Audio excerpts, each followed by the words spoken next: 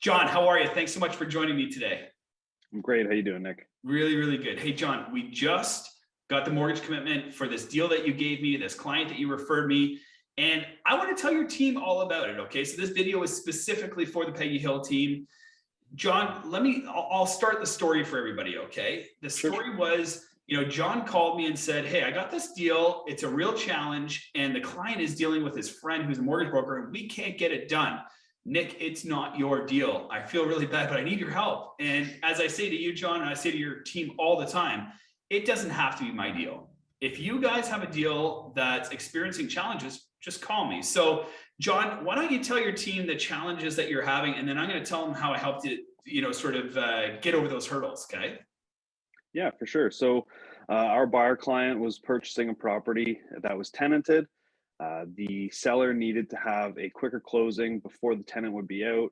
So we had them sign an N12, making sure that the tenant would be out within a month after we had closed on it.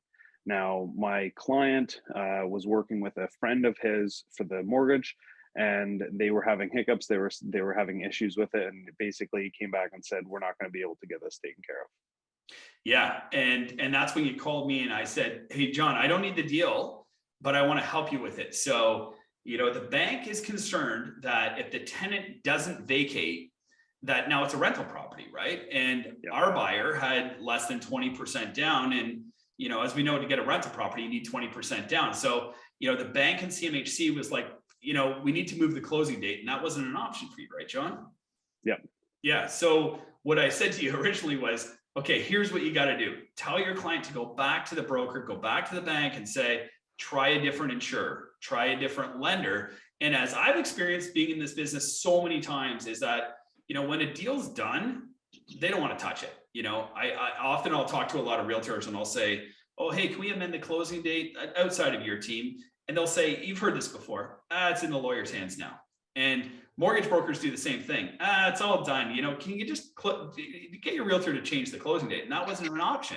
So we had a couple different conversations, you and I, John, and I was like, okay, so if they go to Genworth, now it's called Sagent, but there's other insurers, there's other lenders is my point.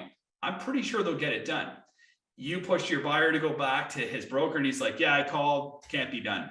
And finally, you remember what I said to you, John? I said, John, you got to get him to give me a call. Yeah. 5 minutes later, I got a text message from John. Here's the guy's name and number. And John, how long would you say it was until I had that approved? I think 24 hours, right? Oh yeah, like 25. I think I had a positive response back from you guys like after 5 o'clock that day. And the next day it was taken care of. Yeah, and it's approved. The file is complete. It's set for funding. John didn't have to move his closing date. They're keeping the tenant. They're using the N12. The tenant will move out in due course as it's all set to.